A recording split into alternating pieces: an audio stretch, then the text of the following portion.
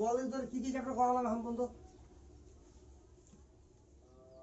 মোল concept করালাম, nomenclature করেছি, isomerism করেছি না রে? এই তিনটা তো করেছি। আচ্ছা, তাহলে এবার শুরু করি অ্যাটমিক স্ট্রাকচার, পরমাণুর গঠন।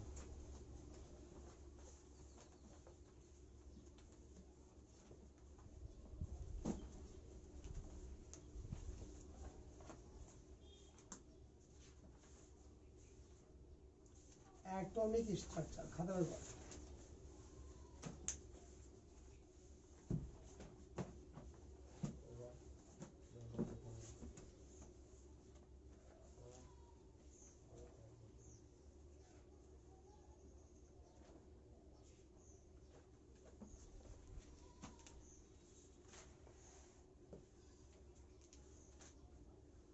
তো অ্যাটমিক স্ট্রাকচারে আমরা কি শিখবো? অ্যাটম সম্পর্কে সবকিছু শিখবো, মানে অ্যাটমের স্ট্রাকচার শিখবো, এই তো। তো লিখ branch of physical chemistry, branch of physical chemistry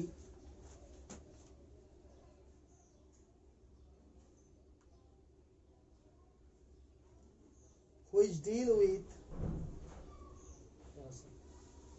branch of physical chemistry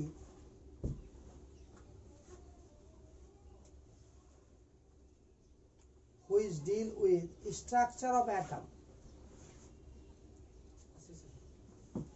which deal with structure of atom is known as branch of physical chemistry which deal with structure of atom is known as atomic structure, is known as atomic structure. এখানে পড়তে কি কি হবে দেখ, এভাবে point করে নিবি sub topics.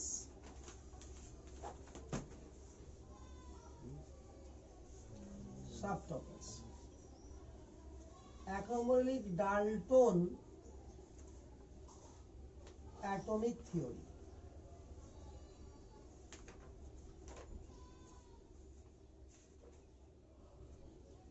Dalton atomic theory. পুরো চ্যাপ্টারটা ধর প্রথম দুদিন চলে থিওরি বেস, শুধু লিখেই যেতে হবে হালকা পাতা বুঝে, থিওরি বুঝতে, তারপর ম্যাথমেটিক্যাল বেস আসবে। ডাল্টন অ্যাটমিক থিওরি হয়েছে।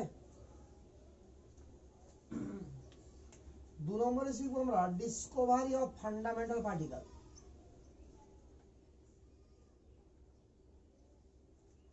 Discovery of fundamental particle. এই পার্টিকেল গুলো কি কি? Electron, proton and neutron.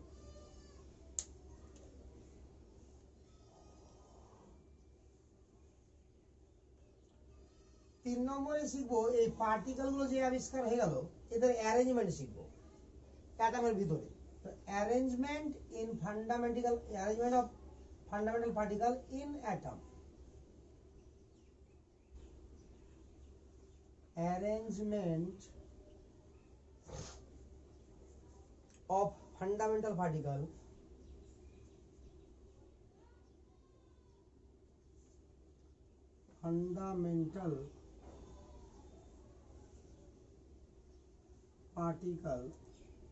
in atom।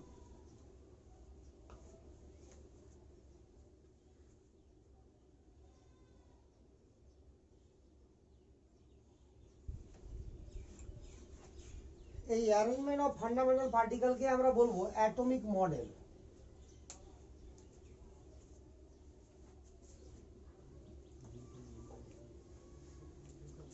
Arrangement of fundamental particle কি বলবো আমরা? Atomic model. এটাই সব থেকে বড় পার্ট, অ্যাটমিক মডেল। এই অ্যাটমিক মডেলে আমাকে জানতে হবে কয়েকজন, বেশ কয়েকটা সায়েন্টিস্ট বেশ কিছু মডেল দিয়েছিল। Thomson atomic model, Thomson atomic model, Rutherford atomic model.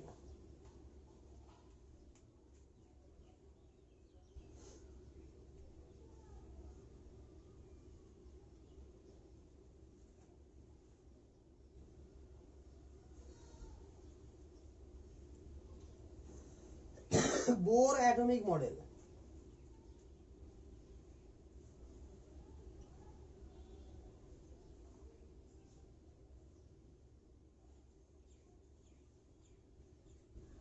Webb mechanical model, Webb mechanical model,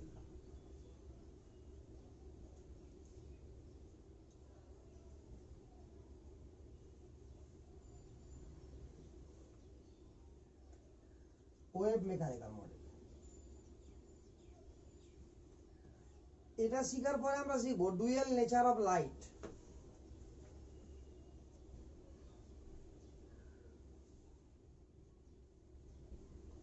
dual nature of light,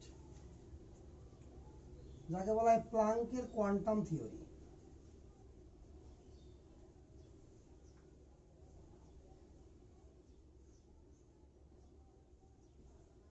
যাকে বলা হয় প্লাঙ্কের quantum theory.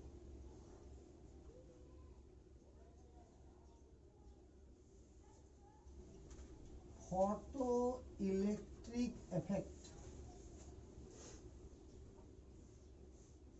Photoelectric effect. 6 নম্বরে শিখবো dual nature of matter,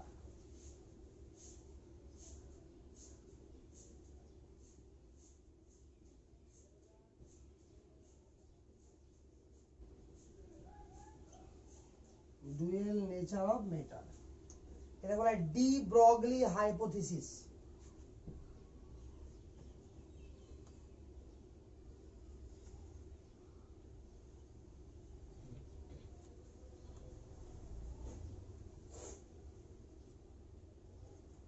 D Broglie hypothesis.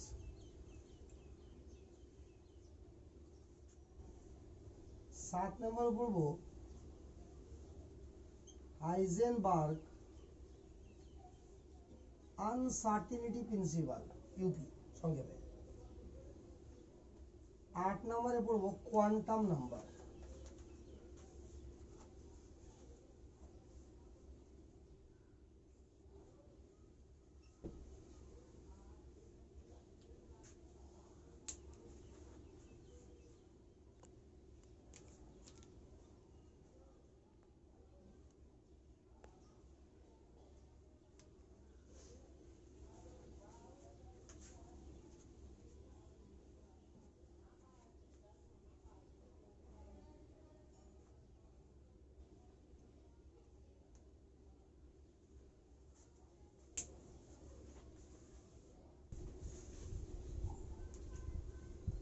তো এতগুলো topics আমাকে একটা একটা একটা করে কভার করতে হবে, ঠিক আছে? তো তাহলে কত বড় চ্যাপ্টার বুঝতেই পারছিস, তাহলে অনেক বড় টপিক সেটা, অনেক বড় চ্যাপ্টার। তাহলে প্রথমে এবার পয়েন্ট কর Dalton atomic theory, Dalton atomic theory.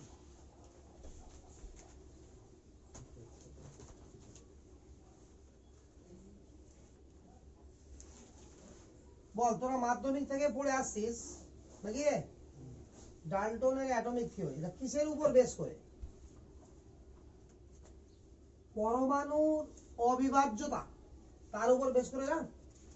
ডাল্টনের মতে কি রে, পরমাণুকে ভাঙা যায় না, সৃষ্টি করা যায় না, ধ্বংস করা যায় না, এগুলো তো, আর এগুলো তো জিনিস ছিল। তো ডাল্টনের কাহিনী অনুযায়ী পদার্থের সব থেকে ক্ষুদ্রতম কণা হচ্ছে কি পরমাণু, যার মধ্যে ওই পদার্থের সমস্ত ধর্ম বজায় থাকবে, এই তো কাহিনী। আচ্ছা, তো ডাল্টন অ্যাটমিক থিওরি পয়েন্ট করা হয়েছে সবার। এটা কিসের উপর দাঁড়িয়ে এবং কিভাবে করবো এটা লিখ। Dalton concept, Dalton concept, Dalton concept was relative. Dalton concept was relative with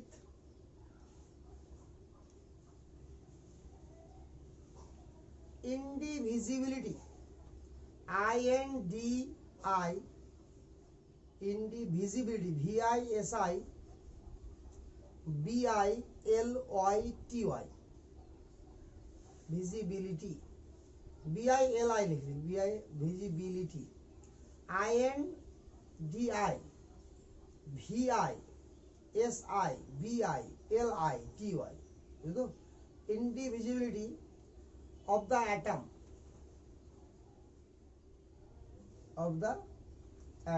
and main postulate বা main point করে দে, and main points are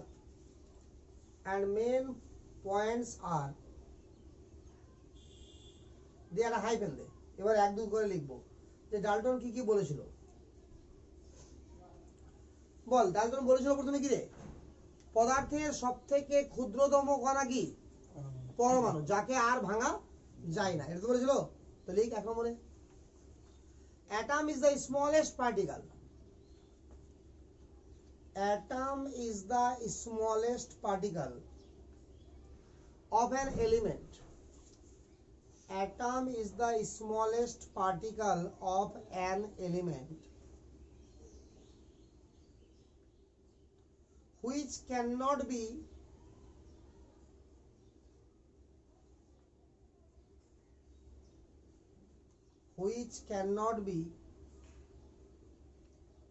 further subdivided,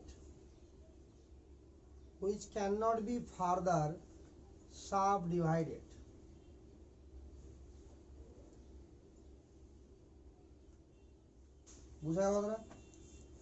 অর্থাৎ অ্যাটম হচ্ছে পদার্থের সবথেকে ক্ষুদ্রতম কণা, যাকে আর ভাঙা যাবে না। তারপর কি বলেছিল রে, বল।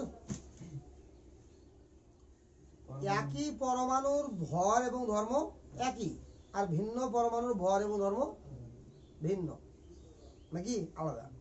তো 2 নম্বরে লিখ, atom of same element, atoms of same element are similar,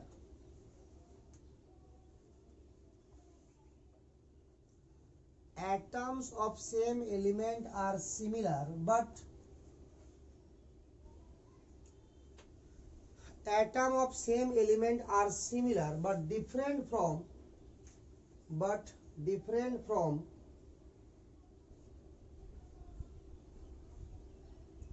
other element.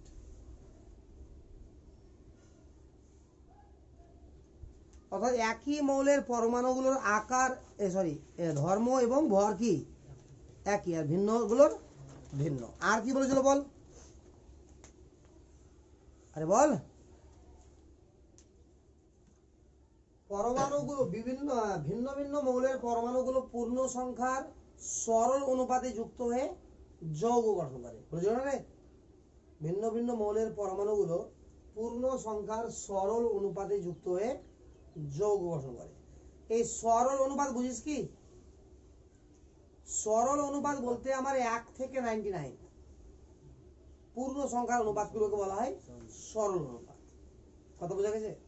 For example দেখ, আগে ধরে নে CrO3, এখানে ক্রোমিয়াম ইস টু অক্সিজেন কি আছে বল, 1:3, এটা সরল অনুপাত। আবার ধরে নে Fe.93O, এটা যৌগ একটা, তো এখানে বল Fe:O কত হবে বল, 0.93:1। একে যদি 100 মানে 100 দিয়ে গুণ করে দিস, দশমিক তুলার ইচ্ছা করে, তাহলে কি হবে বল, 93:100। এই যে দেখ 100 চলে গেল না, 99 ক্রস করে গেছে, তাহলে এই অনুপাতটা সরল অনুপাত না। কথা বোঝা গেল? তো ডাল্টনের মতে পরমাণুগুলো ভিন্ন ভিন্ন মৌলের পরমাণুগুলো পূর্ণ সংখ্যার সরল অনুপাতে যুক্ত হয়ে কি করে, যৌগ গঠন করে, এই তো। তো 3 নম্বরে লিখ, atom of different element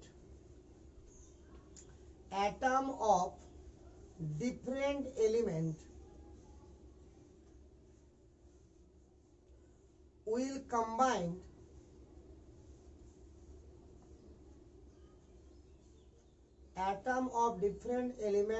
combine in the simple ratio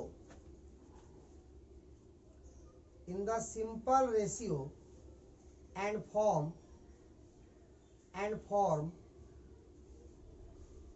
compound. বুঝা গেল না? একটা এক্সাম্পল আমি লিখি ছোট করে। ধরে নিই যে ম্যাগনেসিয়াম নিলাম, তার সঙ্গে অক্সিজেন নিলাম, এই লিখে রিঅ্যাকশন লিখে 2MgO হয়ে গেল। তাহলে এই যৌগের মধ্যে যেমন ভাবে লিখছি তেমন ভাবে লিখে দিবি। হ্যাঁ, Mg/O কত? 1:1। This is simplest ratio.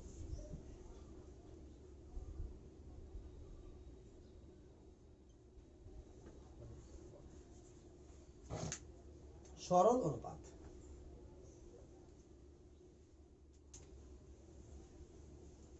আর কি বলেছে ম্যাডাম? অ্যাটমকে তৈরিও করা যাবে না, ধ্বংসও করা যাবে না, এটা বলেছিল কি না? তো লিখ 4 নম্বরে, atom can never be created. Atom can never be created. Atom can never be created nor destroyed. Atom can never be created nor destroyed.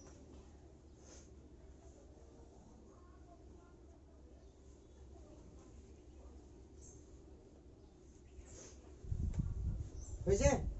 তো ডাল্টনের যে 4টা তথ্য দিল, এর মধ্যে ঠিক কোনটা, ভুল কোনটা, নাকি সবটাই ভুল? বল। ওটা তোরা পড়েছিলি না রে, ডাল্টনের পরমাণুবাদের ত্রুটি? বল কি পড়েছিলি?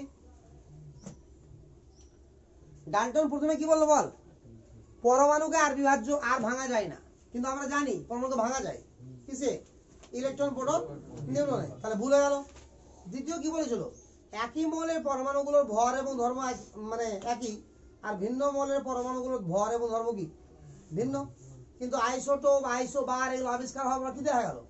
একই মৌলের পরমাণুগুলোর ভরে আলাদা আছে, আর আছে কি না?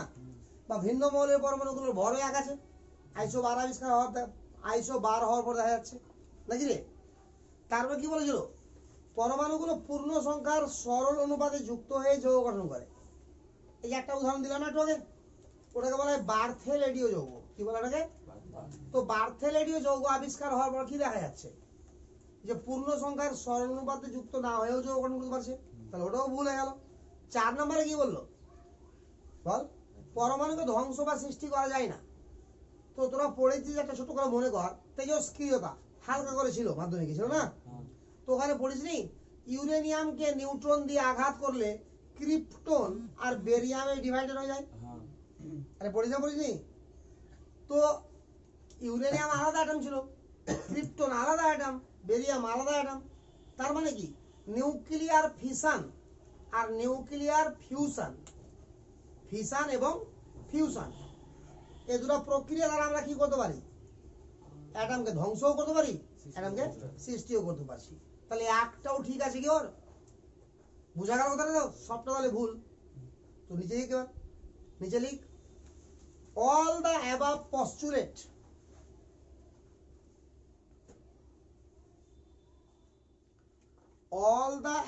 PHOSTULED,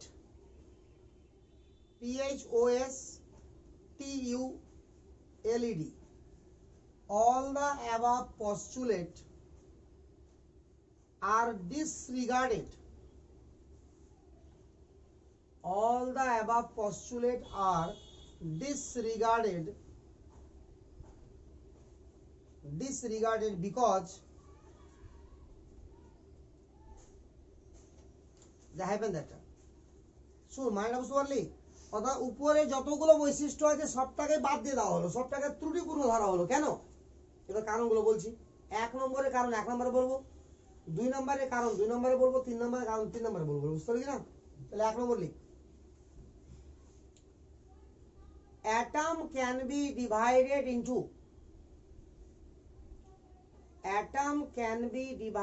into electron, proton and neutron. সংক্ষেপে লিখবি, বাংলা লিখবি না, EPN এভাবে লিখবি। এই atom can be divided into electron, proton, neutron. হয়েছে? 2 নম্বরে লিখ, atom of same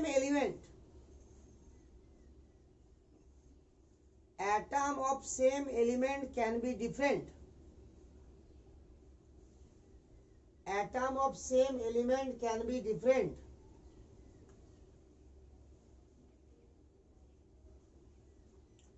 because of existence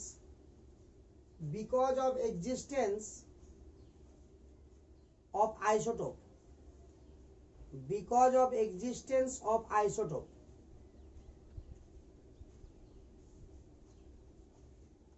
Atoms of same elements can be different because of existence of isotope. আইসোটোপের কয়েকটা एग्जांपल দিছি, লিখে নিই পাশে। হাইড্রোজেন আইসোটোপ দেয় H11, এটাকে এভাবে না লিখে এভাবে লিখ 11, H12, H13। এটাকে কি বলা হয়? সাধারণ হাইড্রোজেন বা প্রোটিয়াম, ডয়টোরিয়াম, ট্রাইটিয়াম, নাকি? তাহলে এটাকে আমরা প্রকাশ করি জেনারেলি P দ্বারা, D দ্বারা, আর এটাকে প্রকাশ করি জেনারেলি T দ্বারা। বাট সাধারণ হাইড্রোজেনকে H দ্বারাই প্রকাশ করা হয়। অক্সিজেনের কয়েকটা আইসোটোপ দেখ,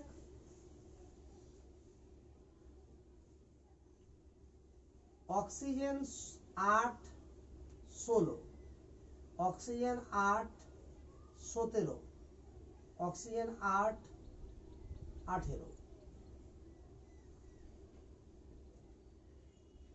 কার্বনের দেখে, কার্বন 6, 12, কার্বন 6, 14, এগুলো সবই কি ওর আইসোটোপ। বুঝে? 3 নম্বর লিখ, নন স্টয়কোমেট্রিক কম্পাউন্ড। বানানো দেখ, নন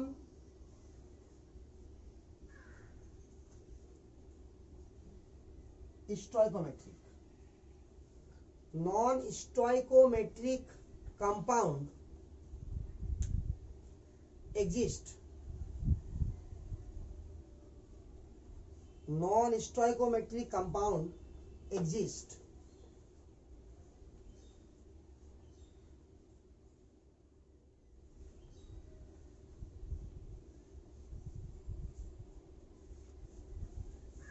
বুঝে? তো নন স্টয়কোমেট্রিক কম্পাউন্ড এক্সিস্ট করছে, এর মানে কি? পরমাণুগুলো পূর্ণ সংখ্যার সরল অনুপাতে যুক্ত হয়ে যোগ গঠন করেনি। ফর এক্সাম্পল,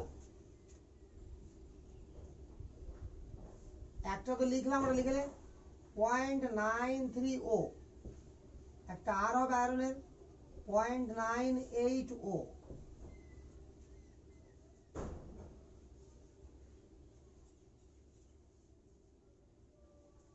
বুঝছে? এখানে হবে 0.98O। তাহলে সবই কি নন স্টয়কোমেট্রিক কম্পাউন্ড, অর্থাৎ যারা পূর্ণ সংখ্যার সরল অনুপাতে যুক্ত না হয়ে কি করেছে? যোগ গঠন করেছে। 4 নম্বর লিখ, atom can be created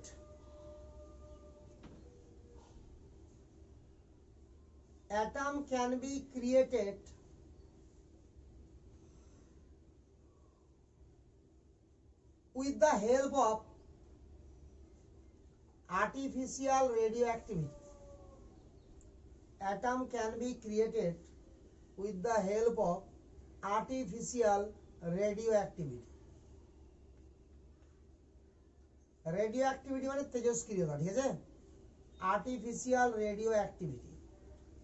যে চারটা পয়েন্ট লিখালাম, এবার এক একটা পয়েন্টকে ভালো করে পড়। এক নম্বরটাকে পড় এবং তার সঙ্গে এক নম্বর ত্রুটি পড়, দুই নম্বরটাকে পড়, দু নম্বর ত্রুটি পড়, তিন নম্বরটাকে পড়, তিন নম্বর ত্রুটি পড়, চার নম্বরটাকে পড়, চার নম্বর ত্রুটি পড়। তাহলে দেখ তো ক্লিয়ার বুঝতে পারলি কিনা।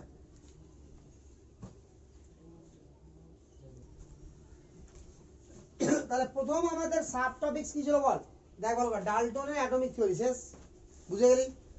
দ্বিতীয় সাব টপিক কি ছিল, ফান্ডামেন্টাল অফ, কি বল, ডিসকভারি অফ ফান্ডামেন্টাল পার্টিকেল না। তাহলে পয়েন্ট কর, Discovery of fundamental particle, point কর রে, ডিসকভারি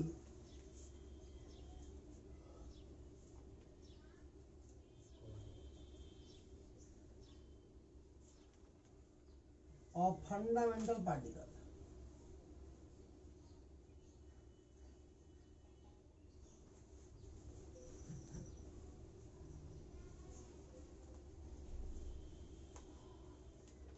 প্রত্যেকটা জিনিসকে বুঝে বুঝে করবি, হ্যাঁ, প্রথম দিকে বিরক্তি লাগে খুব, দুদিন না হলে তোরা যদি যাবে। Discovery of fundamental particle. তো প্রথমে আমরা ইলেকট্রনের আবিষ্কার করব, কি করে হয়েছিল, ঠিক আছে। তবে ইলেকট্রনকে সরাসরি আবিষ্কার করা হয়েছিল না, আগে আবিষ্কার করা হয়েছিল ক্যাথোড রশ্মিকে, আর সেখান থেকে থমসন তার নাম দিয়েছিল কি, ইলেকট্রন, যেহেতু ওর চার্জটা দেখা গেছিল নেগেটিভ। বাট ক্যাথোড রেটাকে আবিষ্কার করেছিল থমসন না, জুলিয়াস প্লাকার, একজন সায়েন্টিস্ট যার নাম কি, জুলিয়াস প্লাকার। তো দেখ এবার, তো প্রথমে আমরা লিখবো ডিসকভারি অফ ক্যাথোড রে।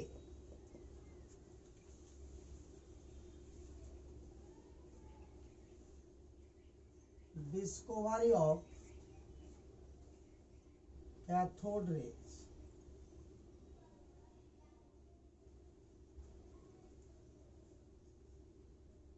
Discovery of cathode. তো দেখ ক্যাথোড রেকে কি করে আবিষ্কার করেছিল ওরা।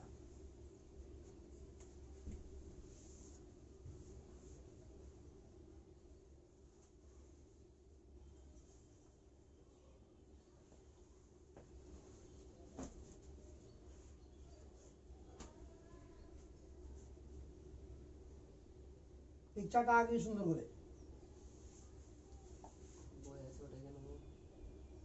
না, যে আমি আসো রাখবি।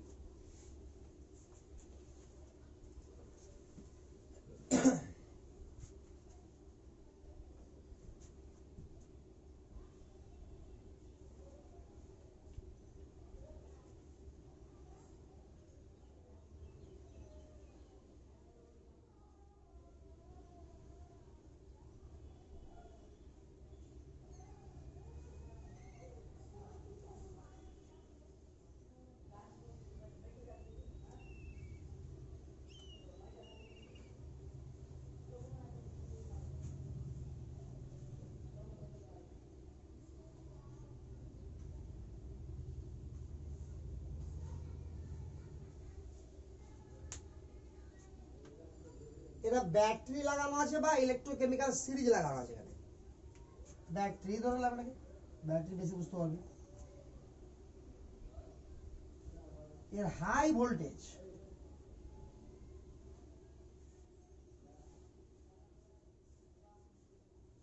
প্রায় 10 to the power 4 volt, 10 to the power 4 volt রয়েছে।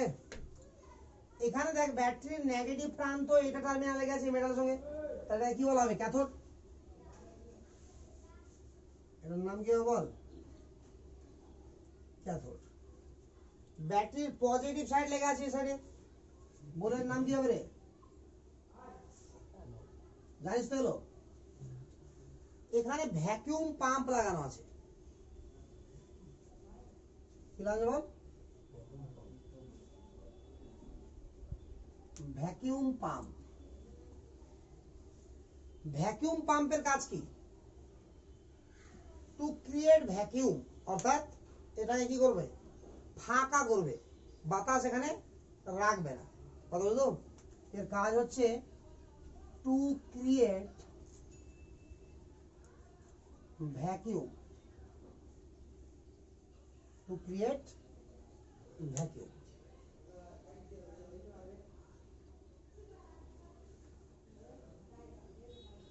তো এভাবে যদি ভ্যাকুয়াম করে দেওয়া হয় তো ভিতরে তো গ্যাস আছে না নাই, আরে বাতাস তো থাকবেই, তাহলে এটার ক্ষেত্রে এর প্রেসার খুবই কমে যাবে, মানে বাতাস প্রায় নাই বললেই চলে। তাহলে এখানে যে গ্যাসটা আছে সেটা অ্যাট ভেরি লো প্রেসার,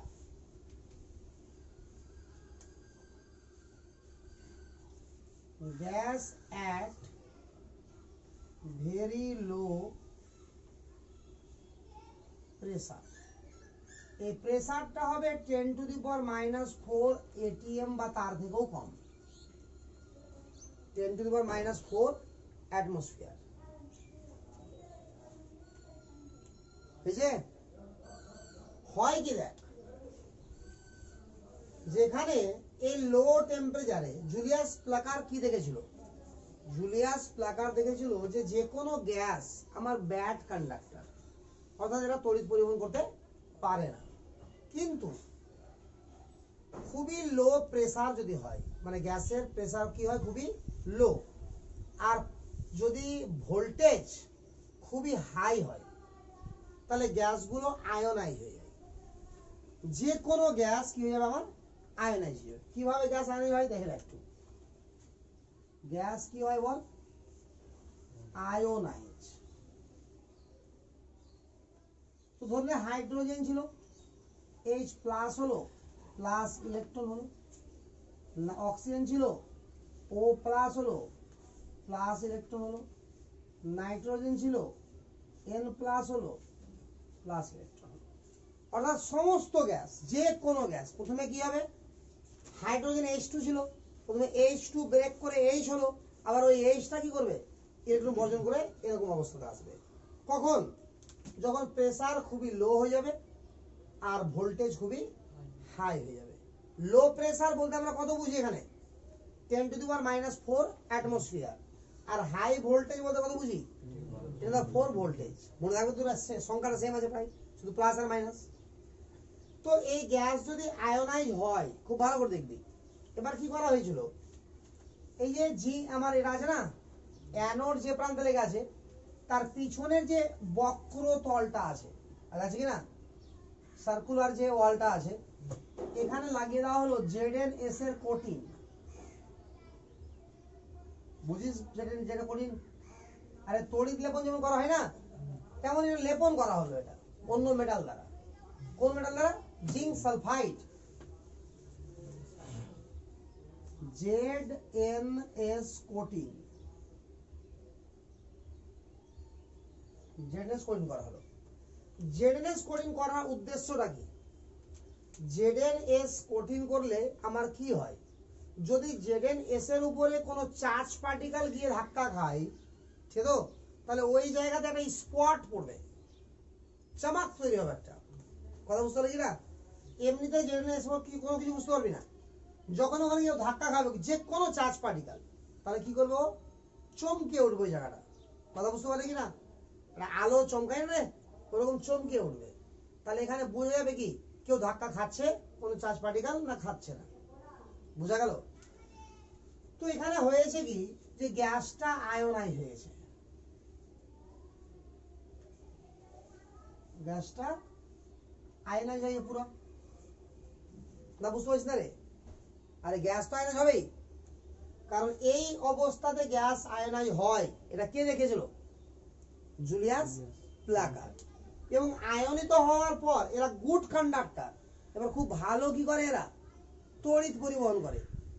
তাহলে ব্যাটারির এই সাইডটা তাহলে পজিটিভ হয়ে যাবে, আর এই সাইডটা কি হয়ে যাবে, নেগেটিভ।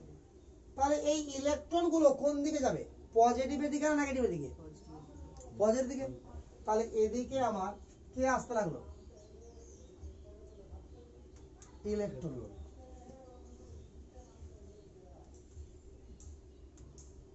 কথা বুঝতে পারছিস তো? তাহলে এখানে এই জায়গায় যে আমার ZnS কোটিং দেওয়া আছে, ওখানে চমকে উঠতে লাগলো, এটা থেকে বুঝে যাচ্ছে কি যেখানে কোনো চার্জ পার্টিকেল আসছে, এরা কোথা থেকে আসছে দেখে মনে হচ্ছে ক্যাথোড থেকে স্টেশনে যাচ্ছে, বাট বাস্তবে কি ক্যাথোড থেকে যাচ্ছে? কোথায় যাচ্ছে? এই গ্যাসটা আয়নাইজ হচ্ছে ওই গ্যাসের ভিতর থেকে যাচ্ছে, কিন্তু দেখে আপাত দৃষ্টিতে কি মনে হচ্ছে যে ক্যাথোড থেকে যাচ্ছে, বলে এর নাম দেওয়া হয়েছিল কি ক্যাথোড রে। আরে বোঝা গেল কি গেল না? পুরো কাহিনীটা কে করেছিল? Julius plucker. ক্লিয়ার? তো জুলিয়াস প্লাকার যা যা বলেছিল আমরা লিখবো একবার। ছবিটা আঁকা হয়েছে, লিখ।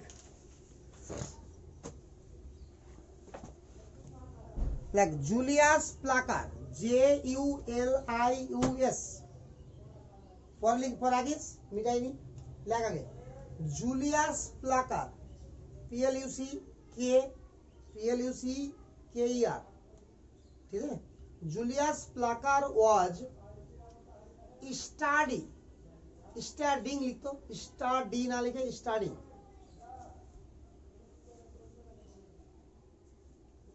the conductivity of gases, studying the conductivity of gases, and he found that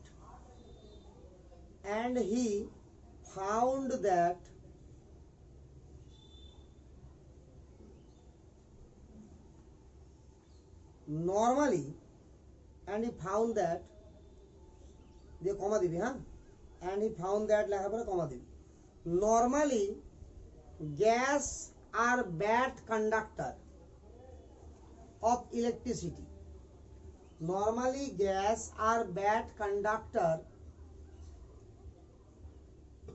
of electricity, but when he created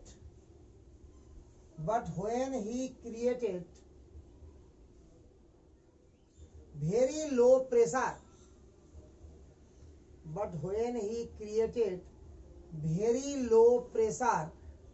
bracket like 10 to the power minus 4 atmosphere, but he created very low pressure, bracket 10 to the power minus 4 atmosphere, in the discharge tube, এই পুরো টিউবটার নাম হচ্ছে discharge tube.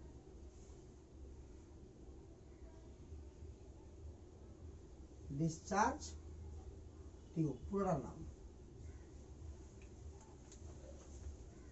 and applied very high voltage,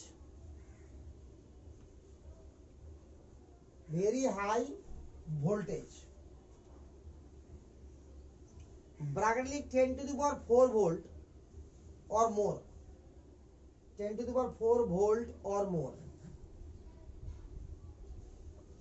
bracket close. Then he found that gases start conducting,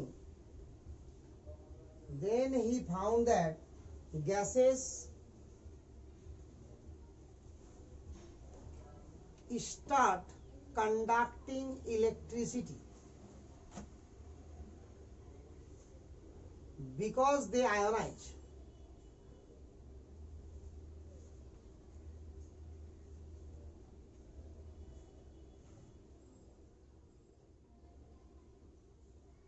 because they ionize, বুঝা গেল? in this condition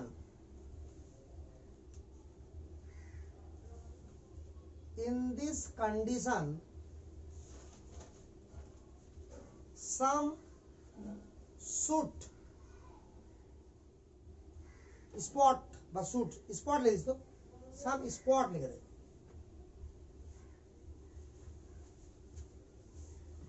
some spot লিখে দে, হ্যাঁ, spot of invisible rays, মানে চোখে দেখা যাবে না, হ্যাঁ, invisible rays moves from cathode to anode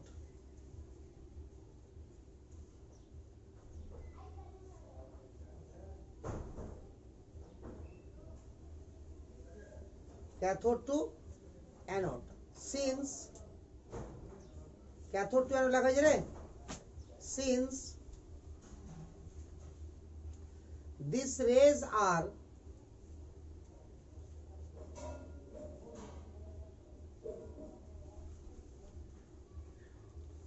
since এটা সিন মানে দেখা এস ডাবল ই এন এটা আর প্রথমটা ছিল এস আই এন সি ঠিক আছে seen to be originating since to be originating from cathode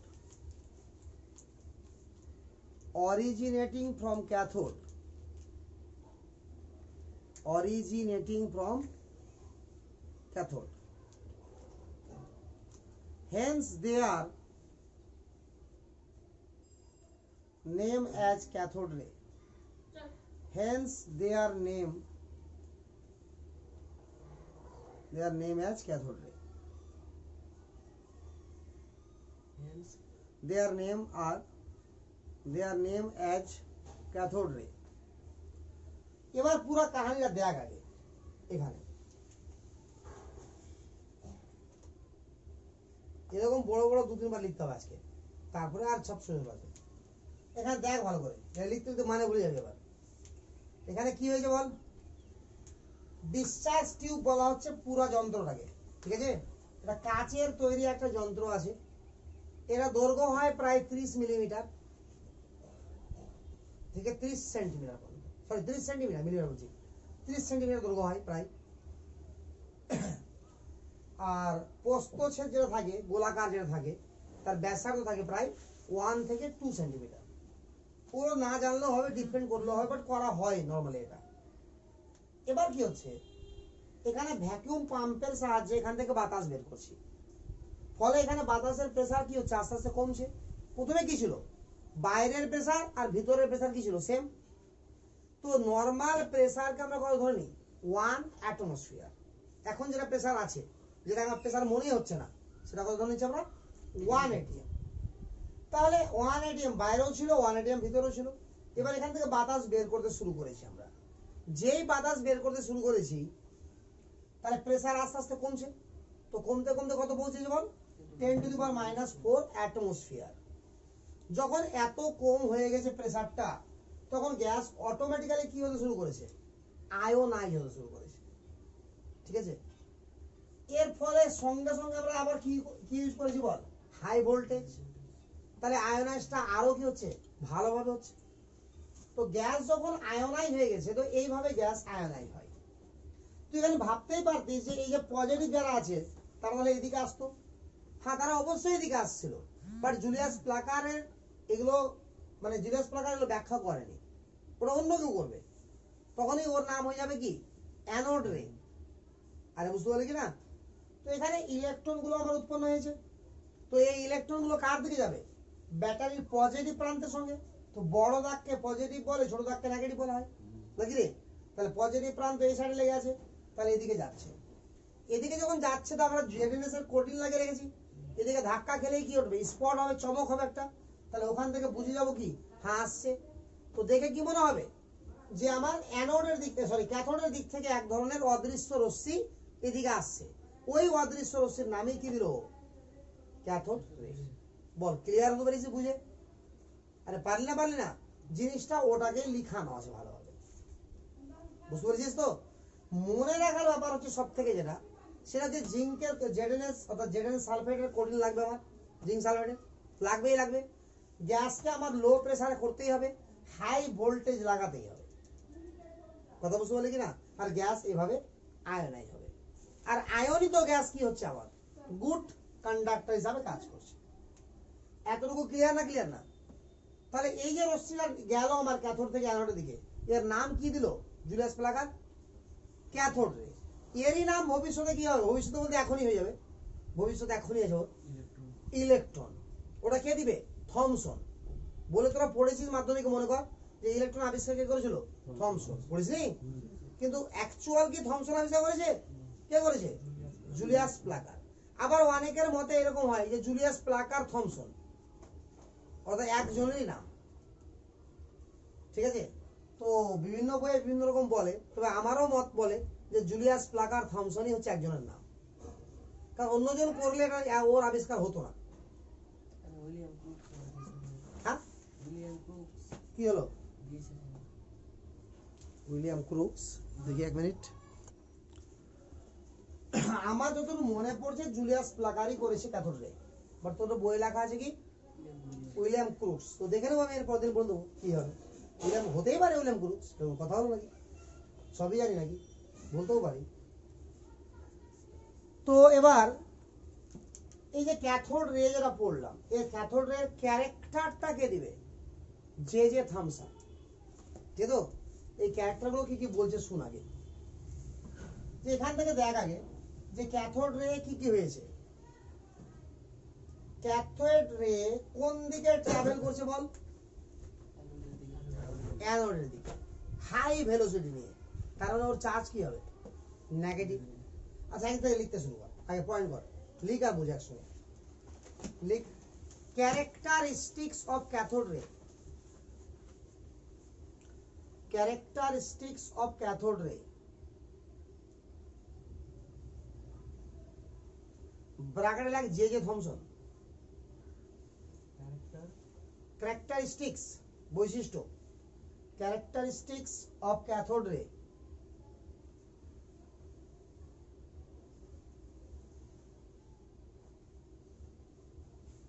ব্র্যাকেটে লাগ জে থমসন। হয়েছে?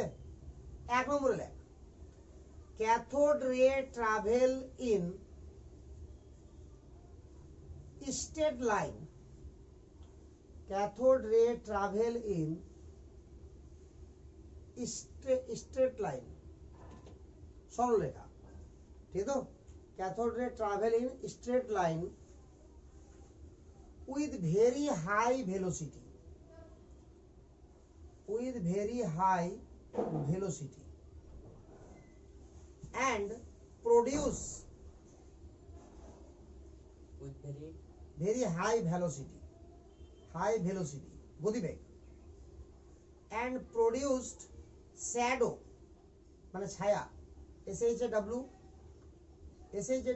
SHADOW, shadow, and produce shadow of the object place in their path. Of the object মানে যে কোনো জিনিস, place in their path.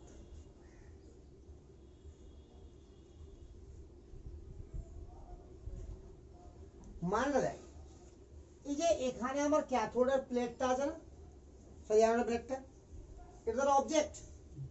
তো দেখা যাচ্ছে যে এর পিছন দিকে ছায়া পড়ছে গিয়ে, আবার ওটাকে না রেখে এখানে অন্য কিছু রেখে দেখছি আমরা, তবুও কি হচ্ছে? পিছন দিকে একটা ছায়া পড়ছে। তার মানে ছায়া পিছন দিকে সরাসরি যদি সমান হয়ে পড়ে তাহলে কি বুঝতে হবে? আলো সরল রেখায় চলছে। আর ছায়া যদি ছোট বা বড় হয়ে যায় তাহলে কি বুঝতে হবে? আলো কি? আরে আলো তো সবসময় সরল রেখাতেই চলে, ঠিক আছে কি না? তো এখানে সরলের মধ্যে পার্থক্য করে শোন আগে। দরজা এভাবে আছে, ঠিক আছে কিনা? তো এখানে দেখ, এগুলো বুঝবি কি করে? এগুলো ফিজিক্সে পড়বি তোরা। যদি এইভাবে চলে স্ট্রেট লাইনে, আলো সব সময় স্ট্রেট লাইনে চলে, এটা তো সন্দেহই নাই। কিন্তু যদি ক্যাথোডের সঙ্গে লম্ব হবে বা অ্যানোডের সঙ্গে লম্ব ভাবে চলে তাহলে এরকম ভাবে কি পড়বে? ছায়া পড়বে। তাহলে এটা কি হবে? এটা সমান হবে। কিন্তু যদি এইভাবে যাই, আরে বুঝতে পারলি কি না? এইভাবেই যাই, বুঝতে পারছি কি পারছি না? এটা তো সরল রেখাতে হলো, তাহলে কি হবে? ছায়াটা বড় হয়ে যাবে। তো যাই হোক, ওই কথাটা বলিনি আমি ওখানে, জাস্ট বলেছি কি এর গতিপথে কোনো অবজেক্টকে যদি রাখা যায় তাহলে পিছন দিকে ছায়া পড়ে।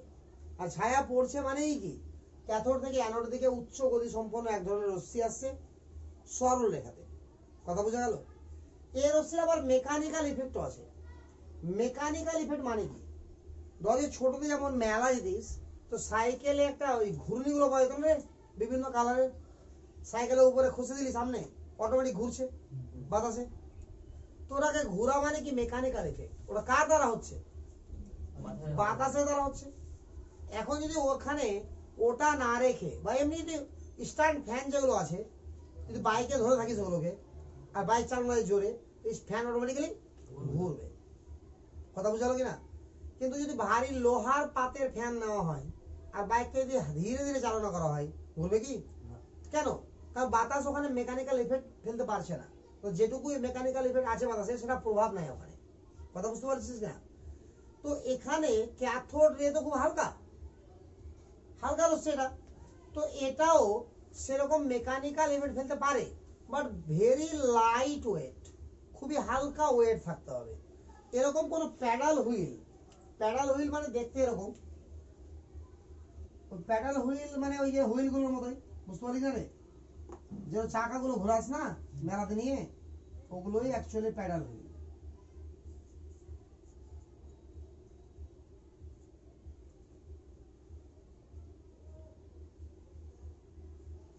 এরকম থাকবে, সিম্পল আকারে থাকবে এরকম, ঠিক আছে? এবার এর নিচে ডাঁটা লাগানো থাকবে, মানে এটা ঘুরতে পারে, মুভ করতে পারবে, ঠিক আছে কিনা? তো দেখা যাচ্ছে এরকম কোনো প্যাডাল হুইলকে হালকা ওয়েট, মিলিগ্রামে ওয়েট আছে, গ্রামে না, ঠিক আছে? তো তাহলে এখানে রেখা রেখে দেওয়া হলো, তাহলে গতি লাগছে ওটা, তাহলে এরা ওপর ধাক্কা খাচ্ছে কিনা? তো এটা কি করতে শুরু করেছে? মুভমেন্ট করতে শুরু করেছে। তাহলে মুভমেন্ট যদি হয় তার মানে কি প্রুফ হলো? যে ক্যাথোড রশ্মির কিছু না কিছু ভরও আছে। আরে ভর যদি না থাকে তো ধাক্কা লাগবে রে, নর্মাল ভাবে ভাব তুই, তোকে যদি একটা ইট দিয়ে মারা হয় তো যতটা লাগবে, একটা সোলার টুকরা তো দিয়ে মারা লাগবে কি? কেন লাগবে না? ভর নাই বলে, ভর কম আছে বলে। কথা বুঝলি কি বুঝলি না? তো 2 নম্বর পয়েন্ট লেখ, cathode ray produce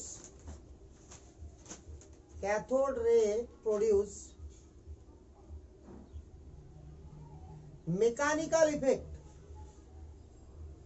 Cathode ray produced mechanical effect, and if a small paddle wheel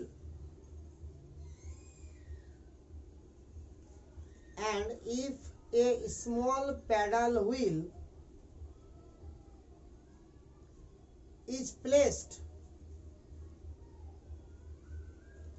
in their path,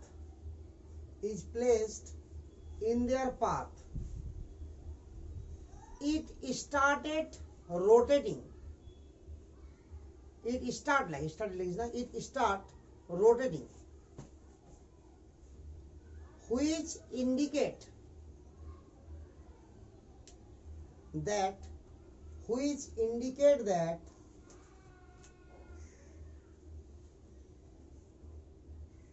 they consist of material part, which indicate that they consist of material part.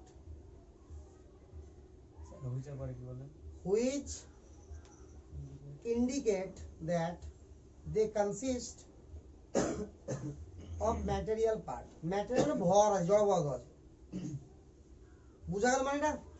অর্থাৎ small প্যাডাল হুইলকে যদি এখানে রেখে দিচ্ছি আমরা, তো সেটা কি হচ্ছে? স্মল এবং লাইট ওয়েট, ঠিক আছে? এটা কি করছে? মুভমেন্ট করছে। এটা মুভমেন্ট করছে মানে কি? ক্যাথোড রশ্মির জন্য ভর আছে, তাহলে এটাই প্রুফ করে কি? এটা ইন্ডিকেট কি করছে? ক্যাথোড রশ্মির কিছু না কিছু ম্যাটেরিয়াল পার্ট আছে, কিছু না কিছু ভর আছে। 3 নাম্বার লেখ, when electrical and magnetical field are applied,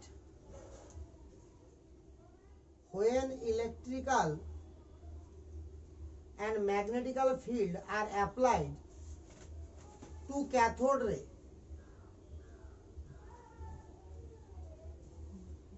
cathode ray, in discharge tube, when electrical and magnetical field are applied to cathode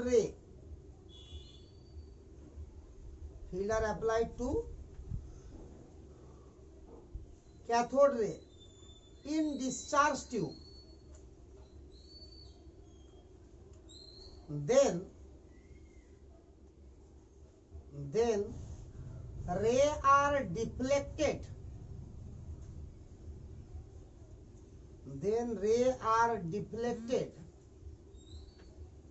and this ray are deflected towards positive plate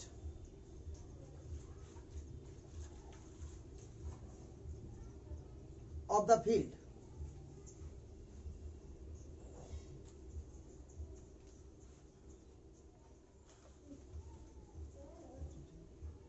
Positive plate of the field, which indicate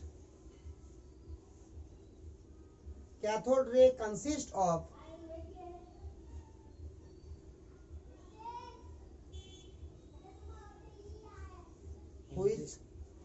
which indicate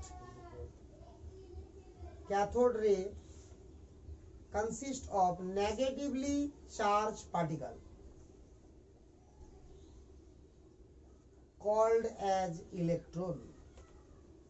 Negatively charged particle called as electron.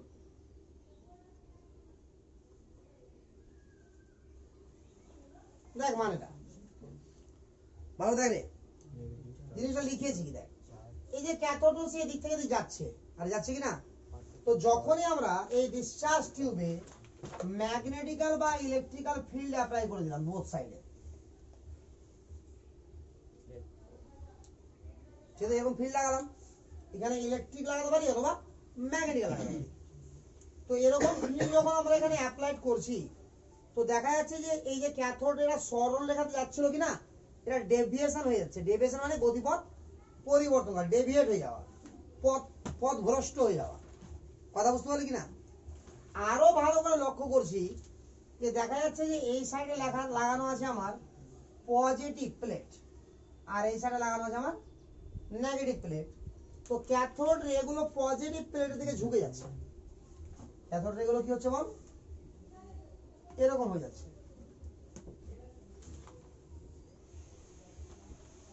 তাহলে পজিটিভের দিকে কে ঝুঁকে যাবে? যার মধ্যে charge কি থাকবে, negative, তবে attraction হবে। তো এটা ফলাফল দেখে সিদ্ধান্ত নিল কে, থমসন, যে তার মানে cathode ray negative charge particle আছে। ক্যাথোড রেটা কি আছে, নিজে নেগেটিভ আছে। ক্লিয়ার? তো এই তিনটা পয়েন্ট লিখালাম আমি, এটা হচ্ছে মেন পয়েন্ট। ঠিক আছে, আরেকটা পয়েন্ট মেন পয়েন্ট হবে, তো মাঝখানে দুটা ছোট ছোট পয়েন্ট লাগাবো। এই যে আমার ক্যাথোড রে যাচ্ছে, এখানে আমার স্পট ফেলছে কিনা, ফেলছিল তো, এই স্পটটাকে বলা হয় ফ্লুরোসেন্স, চমক, ফ্লুরোসেন্স। তাহলে 4 নম্বরে cathode ray created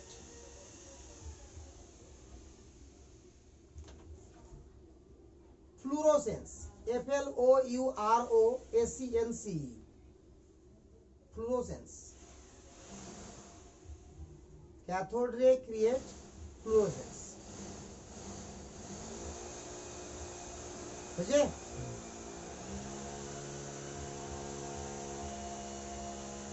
তারপরে লিখ যে ক্যাথোড রে গতিবেগ এতটা আছে যে ওরা পাতলা ধাতব মানে অ্যালুমিনিয়ামের শীটকে ভেদ করতে পারে। ঠিক আছে, তো লিখ তারপরে ক্যাথোড রে পেনিট্রেট, পেনিট্রেট মানে ভেদ করা, পেনিট্রেট, ক্যাথোড রে পেনিট্রেট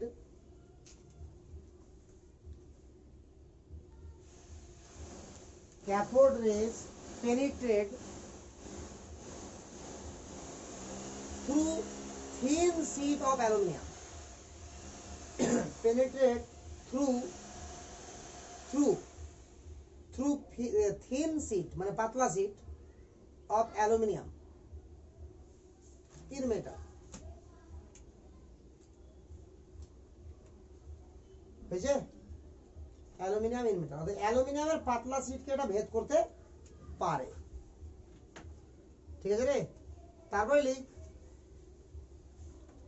দে এফেক্ট ফটোগ্রাফিক প্লেট, দে এফেক্ট ফটোগ্রাফিক প্লেট বল ফটোগ্রাফিক প্লেট বুঝিস তো? আরে বল, বুঝিস না? দেখেছিস ফটোগ্রাফিক কোনদিন? ফটোগ্রাফি যেখানে ফটোগ্রাফ করা হয়, আরে এক্সরে ফেক্সরে যেটা প্লেট দেওয়া হয় না, ডাক্তাররা দেখেন রে, ওটাই হচ্ছে ফটোগ্রাফিক প্লেট। ওটা কি কালারে থাকে? হ্যাঁ, ব্লু হোয়াইট দুটা কালারে থাকে, ঠিক তো? কিন্তু দেখাই কি ব্ল্যাক বা ব্লু বা ব্ল্যাক, যেটা দেখাচ্ছে ওটা কালার থাকে না। ওর শুন ব্যাপারটা, ওটা অ্যাকচুয়ালি হোয়াইট থাকে। ওটা কি থাকে? হোয়াইট। কিরকম ব্যাপারটা হয়, তোকে দাঁড় করে দিল, ঠিক আছে তো? এবার তোর পিছনে মেশিনে ওই প্লেটটা লাগানো আছে, তোর মধ্যে দিয়ে এক্স রে পাস করাচ্ছে। তো দেখা যাচ্ছে এক্স রে স্পিড এমন দেওয়া হলো যে এক্স রে হাড়গুলোকে ভেদ করতে পারছে না, বাট মাংসগুলোকে ভেদ করে চলে গেল, বুঝলি? তাহলে যেখানে যেখানে ভেদ করে গেল ওইটুকু জায়গাতে কি হলো বল? লাইটটা গিয়ে পড়লো। তাহলে যেখানে যেখানে তোর মাংস আছে তার পিছনে পিছনে গিয়ে লাইট পড়ে গেছে, আর যেখানে যেখানে তোর হাড় আছে সেখানে লাইট পড়বে কি? ভেদ করতে পারবে না। তার মানে কি, যেখানে হাড় ছিল সেখানে কি থাকবে? আগে যেটা কালার ছিল কালার হয়ে গেল, আর যেখানে মাংস ছিল সেখানে কি হয়ে গেল বল? স্পট পড়লো একটা। তাহলে ক্যাথোড রে এর জন্য কি হয়ে গেল? ওটা ব্ল্যাক হয়ে গেল। ওটা বুঝা গেল? তাহলে আগে থেকে কি ছিল প্লেটটা? হোয়াইট। বুঝতে পারছিস? এটাকে বলা হয় ফটোগ্রাফিক প্লেট। তো ক্যাথোড রে ফটোগ্রাফিক প্লেটের ভালো একটা এফেক্ট আছে। কি হলো? হ্যাঁ, আগে জানতাম না এটা। আগে ব্ল্যাক জানতিস হয়তো, করবে না? ব্ল্যাক না, ব্ল্যাক করা হয় ক্যাথোড রে পড়ে পড়ে। কথা বুঝতে পারলি কিনা? ওই কারণে দেখবি যে ক্যাথোড রে বিভিন্ন রকম রে, আলট্রাসোনোগ্রাফি ওটা রে, ঠিক তো? আলট্রাসোনোগ্রাফি আবার কি করবে? তো এরকম ভাবে প্রত্যেকটা রে একটা বৈশিষ্ট্য আছে যে ওরা এই অংশকে ভেদ করবে, এই অংশকে ভেদ করবে না। তো যে অংশকে ভেদ করবে না সেই অংশের ছবি তুলতে সেই রেকে ব্যবহার করা হয়। কথা বুঝতে পারলে কিনা? এখন যদি আলট্রাসোনোগ্রাফি ব্যবহার করে কেউ যদি ভাবে যে হাড়ের ছবি তুলবো, হবে না। বা এমআরআই ব্যবহার করে কেউ যদি ভাবে যে আমি মানে মাথা বাদ দিয়ে অন্য জায়গায় ছবি তুলবো, হবে না।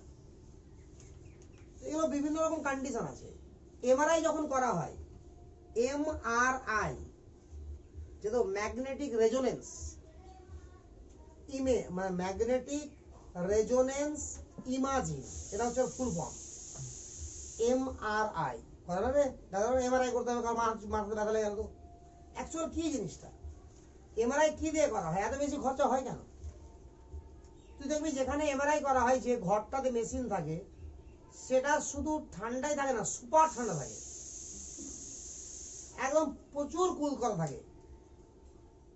প্লাস যেখানে মেশিনে যে জায়গায় মাথা ঢোকানো হয় ওখানে অতিরিক্ত সময় ঢোকানো যাবে না, মরে যাবে লোক। কারণ ওখানে যেটা থাকে একমাত্র জায়গা গোটা ওয়ার্ল্ডের মধ্যে এমআরআই মেশিন, যেখানে তাপমাত্রা থাকে কত? 4 কেলভিন, ঠিক আছে তো? মানে কত মাইনাস কত ডিগ্রি সেন্টিগ্রেড, বুঝতে পারছিস তো? কারণটা, এমআরআই করতে ব্যবহার করা হয় হিলিয়াম গ্যাসকে, লিকুইড হিলিয়াম গ্যাসকে। আর হিলিয়াম গ্যাস 4 কেলভিন উষ্ণতাতেই বাষ্পীভূত হয়ে যায়, গ্যাস আকার থাকে। তাই লিকুইড যদি হিলিয়াম করতে হয় তো 4 বা 4 এর নিচে নিয়ে আসতে হবে আমাকে, আর হাই প্রেসার ইউজ করতে হবে, ঠিক আছে তো? ওই কারণে যেখানে মানে যে ওই মেশিনটা যেখানে হিলিয়াম গ্যাসটা রাখা হয়, লাস্ট এমআরআই একদম শেষ পজিশনে 1 থেকে 2 সেকেন্ড থাকবে ওখানে। আগে সেটিং করা হলো ওকে, সেটা এসিতে সেটিং করা হচ্ছে, বাট মেশিনে যেখানে মাথা ঢোকানো হলো, যেখানে লাইট জ্বলবে একবার হঠাৎ করে, ঠিক আছে তো? তখন ইউজ করা হবে কাকে? Liquid helium. বুঝতে পারলি তো? তো যে ওটার নাম হচ্ছে কি এমআরআই, ফুল ফর্ম কি বল? ম্যাগনেটিক রেজোনেন্স ইমাজিং, কাল্পনিক ইমাজিং, ইমাজিং গ্রাফ এক কথায়, ঠিক আছে তো? তো এই হচ্ছে কাহিনী। তো বুঝতে পেরেছিস তো এটুকু? আচ্ছা, ক্যাথোডের কাহিনী বুঝতে পেরেছি ওরা? তারপর লেখ একটা পয়েন্ট আর লেখ।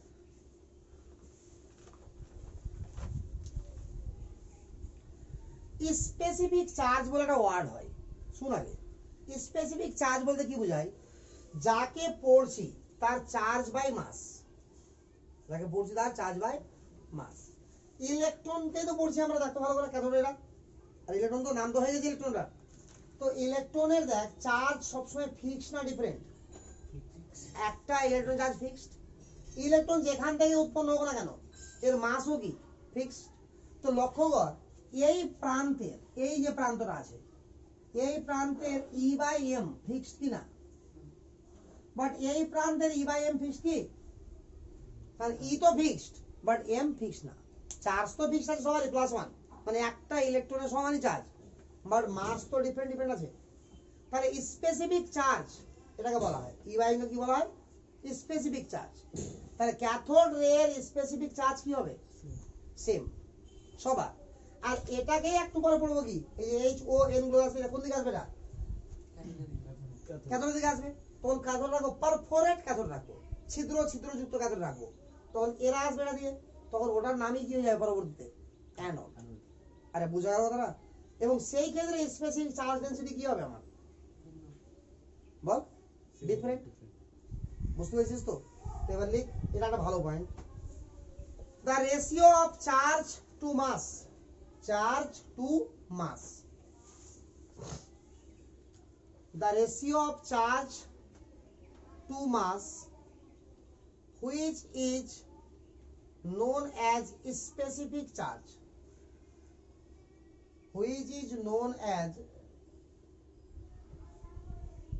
the ratio of charge to mass which is known as specific charge is same for all cathode ray, all cathode ray,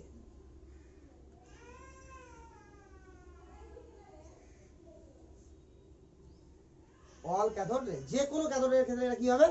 আমার সমান হবে। বল এতটুকু জিনিস ক্লিয়ার না? ক্লিয়ার না? আর এর স্পেসিফিক আচ্ছা ব্র্যাকেট লিখলে, ভ্যালু লিখলে, ই বাই এম এর ভ্যালু লিখলে, যেহেতু সবই ফিক্সড তো ইও ফিক্সড এমও ফিক্সড। আরে ক্লিয়ার না? ক্লিয়ার না? তাহলে ব্র্যাকেট লেখ, ব্র্যাকেটে ই বাই এম দিলি তো, এবার ই এর জায়গাতে লিখ 1.6 × 10⁻19 এভাবে লিখবি। হ্যাঁ, 1.6 × 10⁻19 কুলম। আর এম এর জায়গাতে লিখে নে 9.1 × 10⁻31 কেজি। আরে হয়েছে? দিয়ে এটা হিসাব করে দাঁড়াবে 1.76 × 10⁻11। এম এর ভ্যালু বললাম 9.1 × 10⁻31, 9.1 × 10⁻31 কেজি। আর হিসাব করে দাঁড়াবে 1.76 × 10⁻11, 1.76 × 10⁻11 কুলম কেজি। হয়েছে?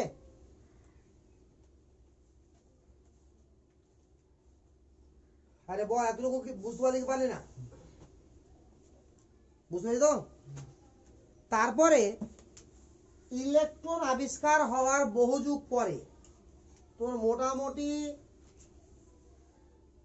26-27 বছর পরে ফোটন আবিষ্কার হয়েছিল। তার মানে কত ধীর গতিতে চলেছে কাজ, বুঝতে পারছিস তো? এটা করেছিল গোল্ড স্টিন বা গোল্ড স্টাইন, ঠিক তো?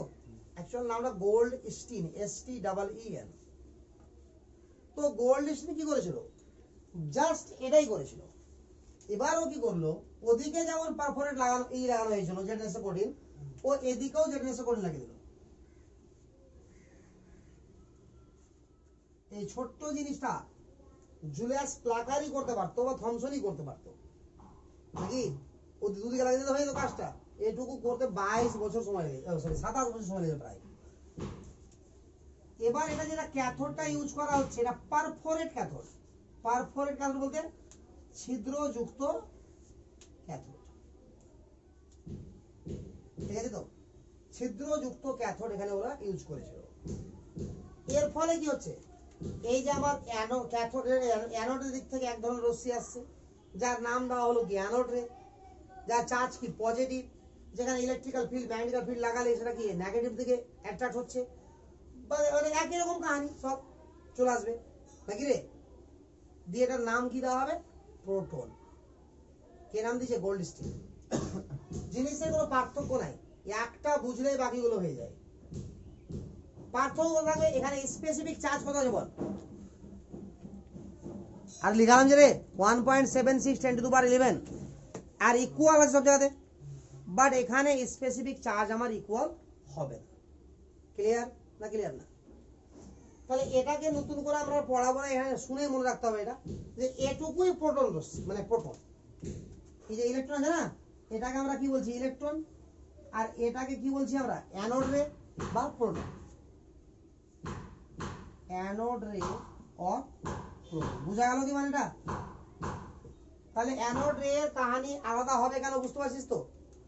ঠিক আছে, এবার চলে নিউট্রন। এখানে কিছু লিখালাম না, এবার ডিসকভারি অফ নিউট্রন না লিখা তো ওখানে রে। আর ওই কারণে লিখাবো না বলেই তো ওখানে ভালো করে লিখালাম ক্যাথোডেতে।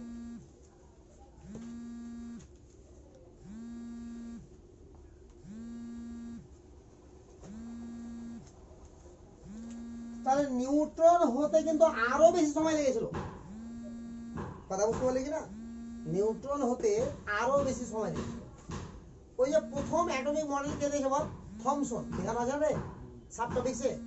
তো থমসন যেটা অ্যাটমিক মডেল দিয়েছিল, থমসনের মতে অ্যাটমে নিউট্রন ছিলই না, কারণ নিউট্রন আবিষ্কার হওয়ার আগেও মডেল দিয়ে দিল। এটা খুব রিসেন্ট আবিষ্কার হয়েছে 1932 সালে, 100 বছর এখনো হয়নি নিউট্রন আবিষ্কার হওয়া। ঠিক আছে তো? তার মানে এক এক যুগ, কয়েক যুগ লেগে যাচ্ছে। 12 বছরে এক যুগ ধরা হয় না গ্রামে? তাহলে কয়েক যুগ লেগে যাচ্ছে এক একটা কণা আবিষ্কার করতে। কথা বুঝতে পারছিস তো? তো ডাল্টন অনেক বড় কথাই বলেছিল। ডাল্টনের ভুল ধরতে কত বছর লাগলো হিসাব আছে? সে মোটামুটি তোর শুরু হবে কোথায়? 1859 এর দিকে, আর শেষ হচ্ছে কোথায়? 32-এ 1900। মানে 40-70 বছর ধরে ভুল ধরেছে। তাহলে ওর আবিষ্কারকে ছোট করে দেখা যায় না, যদিও সবই ভুল। কথা বুঝতে? এমনিতে ডাল্টনকে মানে আমার কেমিস্ট্রি জনক বলা হয় না, কারণ পরমাণু সম্পর্কে ধারণা না দিলে এত কিছু বেরিয়ে আসতো না। কথা বুঝতে পারলি কিনা? তো নিউট্রনটা কে আবিষ্কার করেছিল বল? স্যাডউইক। তো স্যাডউইক কিভাবে আবিষ্কার করেছিল নিউট্রনটা? দেখ, ও বেরিলিয়ামের একটা সিট নিয়েছিল। কার? বেরিলিয়াম। আর ওখানে আলফা পার্টিকেল নিক্ষেপ করেছিল। এর ফলে দেখা গেল ডিফারেন্ট নিউক্লিয়াস যুক্ত একটা অ্যাটম তৈরি হলো, কার্বন। ভালো করে দেখ, ডিসকভারি অফ নিউটন পয়েন্ট করে নে।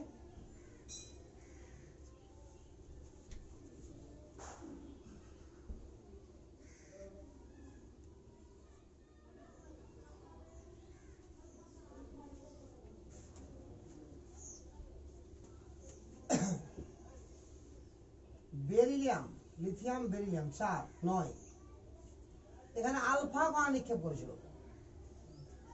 আলফা মূলত কি? Helium, artificial alpha, তেজস্ক্রিয়তা।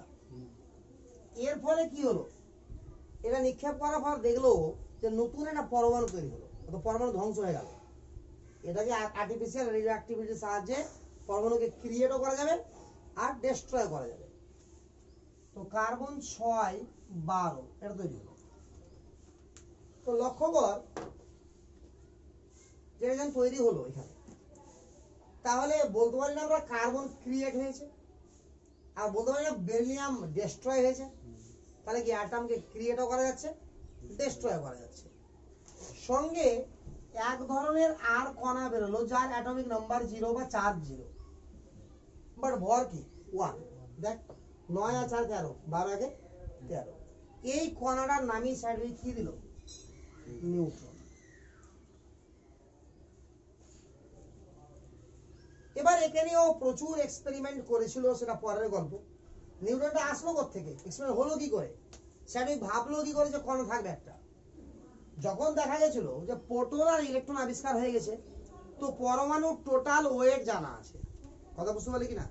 ধরে নে যে তুই রক্ত মাংস হাড় দিয়ে তৈরি, এবার তোর রক্তটাকে সেপারেট ভাবে ওয়েট করা সম্ভব কোনো মেশিন দ্বারা, হাড়টাকেও সেপারেট ভাবে ওয়েট করা সম্ভব, মাংসটাকেও সেপারেট ভাবে ওয়েট করা সম্ভব।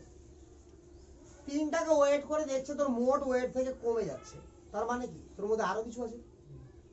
আরে বুঝলি কিনা? তো সেরকম ভাবেই ধারণা হয়েছিল যে অ্যাটমের টোটাল ওয়েট ইলেকট্রনের ওয়েট আর প্রোটনের ওয়েটের যোগফল থেকে বেশি। তখন ধারণা ছিল যে কিছু একটা আছে, ওই কণাটার নামই পরবর্তীতে কি দিল, নিউট্রন। বল ক্লিয়ার না ক্লিয়ার না এতটুকু? আচ্ছা, তো এই যে নিউট্রন পার্টিকেল, তো একটা দুটো লাইন লিখে রাখবে, এটা লেখার দুটো লাইন লিখে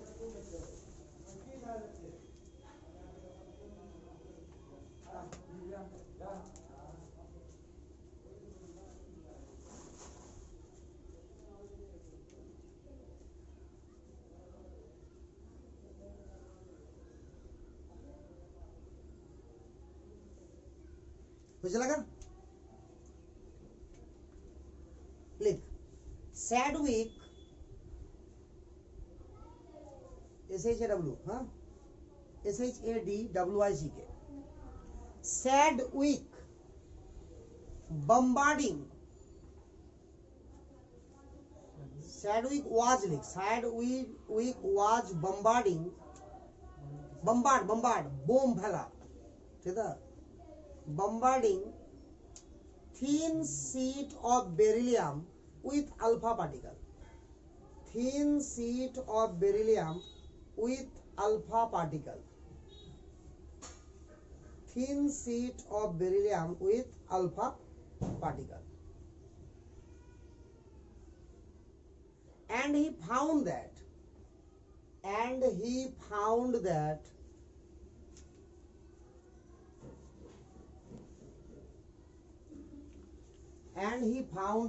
a new particle which is electrically neutral, and he found that a new particle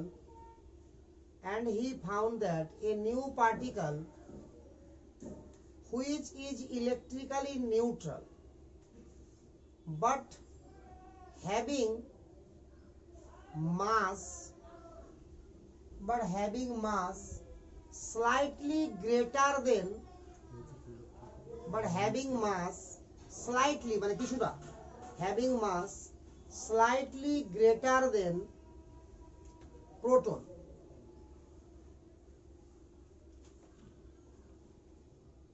are emitted, slightly greater than proton are emitted, and he named this particle neutron, greater than proton are emitted, EMI, emitted, and he named this particle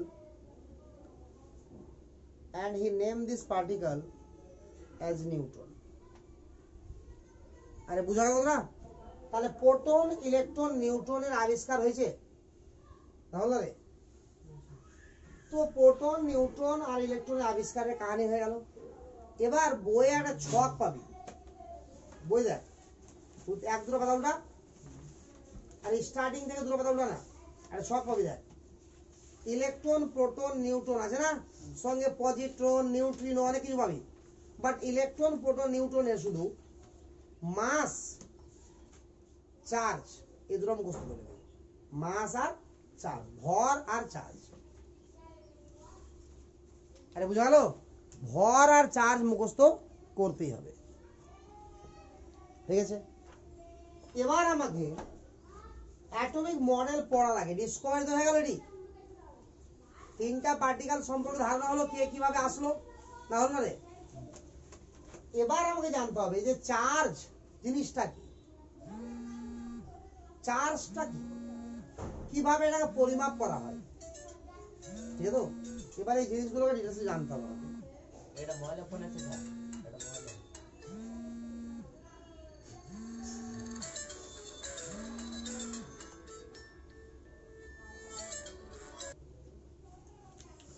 তো charge আমার কত রকমের হয় বল?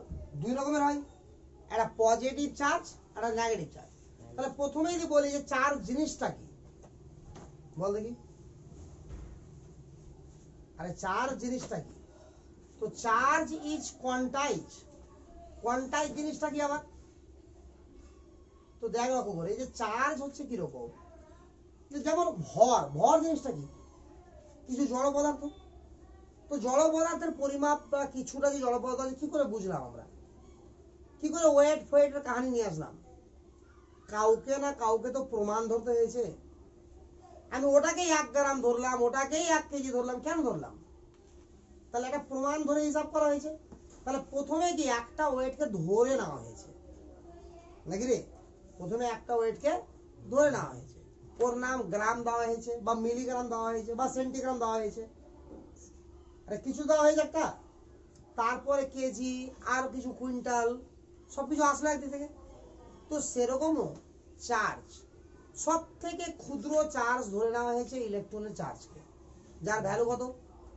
1.6 into 10⁻⁻19 coulomb. অর্থাৎ এর থেকে ক্ষুদ্র আর charge হতে পারে না। কথা বুঝতে পারলি তো? তাহলে যদি ভাব যে এখন ধরে নে যে বাজারে এখন ধরে নে যে সব 1 টাকার নোটের নিচে তো টাকা নাই, আর আছে কি রে?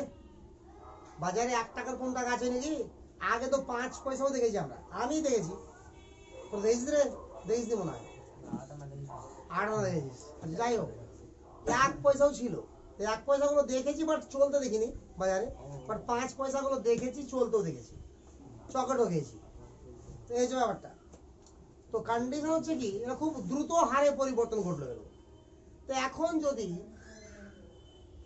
তোকে 500 টাকা পরিমাপ করতে হয়, কথা বুঝতে পারলি কিনা?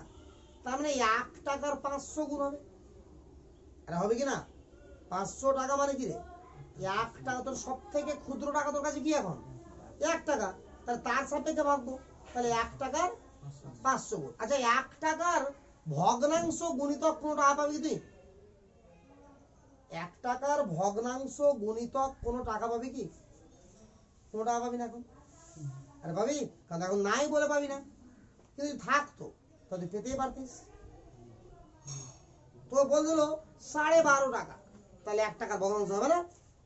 কারণ 12.5 টাকার মূল্য তো এখন নাই, 50 পয়সা নাই এখন। যদি থাকতো তো হতো। তাহলে 12.5 টাকার যদি ভাবিস, তাহলে মিনিমাম আমার 50 পয়সা লাগবেই, নাহলে পূর্ণ হবে না। আরে হবে কি? তার মানে 12.5 টাকাটা কি 25টা 50 পয়সার সমষ্টি। যদি 50 পয়সা সবথেকে ক্ষুদ্রতম হয়, বা যদি 1 টাকা সব থেকে ক্ষুদ্রতম হয়, তাহলে 500 টাকাটা কি 500টা 1 টাকার সমষ্টি, ঠিক আছে? তার মানে এই সমষ্টিটাকে বলা হয় কোয়ান্টাইজ। কি বলা হয় বল? কোয়ান্টাইজ। তার মানে এই যে চার্জ হচ্ছে, চার্জকে সবসময় কি পাবো? কোয়ান্টাইজ বা বান্ডেল। কোয়ান্টাইজ বা বান্ডেল, এই ফর্মে আমরা কাকে পাবো? চার্জকে পাবো। তাহলে কোয়ান্টাইজ মিনিংস কি? পূর্ণ সংখ্যার গুণিতক।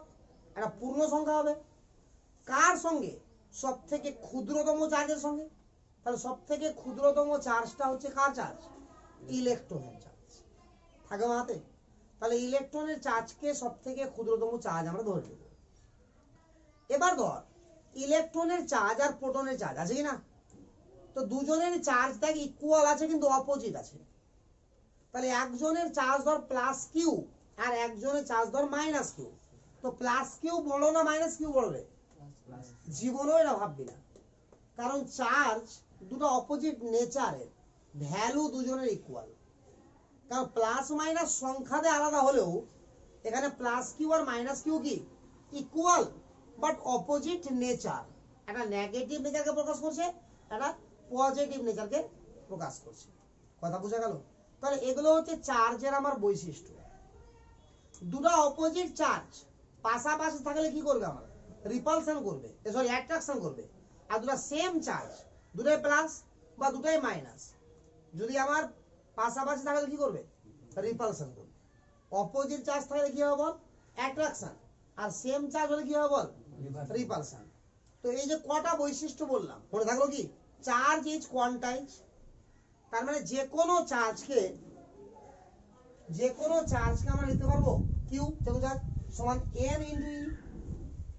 এন যে কোনো পূর্ণ সংখ্যা আর ই কি ইলেকট্রনের চার্জ, কারণ সব থেকে ক্ষুদ্র যদি ইলেকট্রনের চার্জ হয় তো যে কোনো চার্জকে আমরা লিখতে পারবো কি?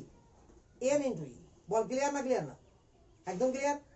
আচ্ছা, দুটো চার্জ, একটা প্লাস কিউ একটা মাইনাস কিউ, দুটো কি ইকুয়াল কিন্তু অপোজিট নেচার, এটা পজিটিভ নেচার এটা নেগেটিভ নেচার। দুটো সেম চার্জ একে অপরকে কি করবে? রিপালশন করবে। আর দুটো অপোজিট চার্জ একে অপরকে কি করবে? অ্যাট্রাকশন করবে। সবসময় কখন কি বরাবর অ্যাট্রাকশন আর রিপালশন হবে? দুটো চার্জকে যদি রেখে দেওয়া যায় দুটো পয়েন্টে, তাহলে ওদের মধ্যেকার সরল রৈখিক এই সরল রেখা বরাবর কি করবো? অ্যাট্রাকশন করবে বা রিপালশন করবে। আর এই অ্যাট্রাকশন বা রিপালশনের ভ্যালু কত? এই অ্যাট্রাকশন বা রিপালশনের ভ্যালু কত? Q1 ইন্টু Q2, দুজনের চার্জ ধরলাম, একটা Q1 একটা Q2, বাই ডিস্টেন্স ধরলাম R, R স্কয়ার। এটা ফোর্স অফ অ্যাট্রাকশন। অ্যাট্রাকশন হলো এটা, রিপালশন হলো এটা। আরে বুঝতে পারছিস না? পারছিস না? Q1 into Q2 by R square. এখানে যে আমার একটা ধ্রুবক তো লাগবে, এখানে না লাগবে না? তো ধ্রুবকটা যেটা লাগবে সেটা কি লাগবে? কে। আর কে এর ভ্যালুটা হিসাব করে দেখা গেছে 1/4 পাই ইপসাইলন নট। ফিজিক্স থেকে এটা হিসাব হবে। তোরও মনে হয় মাধ্যমিকেও পড়েছিস নাকি? কুলম্বের সূত্র তো পড়িসনি? হ্যাঁ, তাহলে এটা হচ্ছে আমার অ্যাট্রাকশন বা রিপালশন ফোর্সের ভ্যালু। সিজিএস এর ভ্যালু কত? 1। আর এসআই এর ভ্যালু কত? 9 × 10⁹। 9 × 10⁹। তাহলে এতটুকু চার্জের বৈশিষ্ট্য মনে থাকবে কি না লিখতে হবে? এটি চার্জের যদি বৈশিষ্ট্য বললাম মনে থাকবে রে, তা ভুলে গেলে এটি বারবার বারবার আমার কাজে লাগবে প্রত্যেক জায়গায়। এটি হলো ক্যারেক্টারিস্টিক্স অফ চার্জ বা প্রপার্টি অফ চার্জ। শর্টকাটে লিখে দেবে তাহলে এভাবে। এটা কি? Charge is quantize. এটা কি রে? টু পজিটিভ, এটা কি? দুটো opposite nature, equal and opposite নেচারকে কি করে? এটা প্রকাশ করে। এটা কি বল? অ্যাট্রাকশন ফোর্সের ভ্যালু। কখন অ্যাট্রাকশন হবে? ডিফারেন্ট চার্জে। কখন রিপালশন হবে? সেম চার্জে। আরে বোঝা গেল? লিখলি কি? আরে আমি বললাম কি, আমি জিনিসটা বলে দিলাম, তিনটা জিনিস কি নিজের মতো করে লিখতে পারবি না? তা লিখাতে হবে।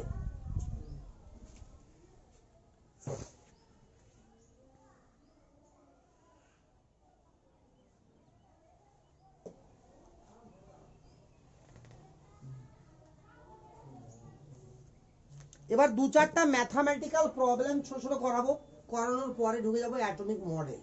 অ্যাকচুয়াল সিলেবাস শুরু হবে ওখান থেকে, অর্থাৎ নেক্সট দিন থেকে আমার সিলেবাস শুরু হবে। এটি জানার প্রয়োজন ছিল বলে জানলাম।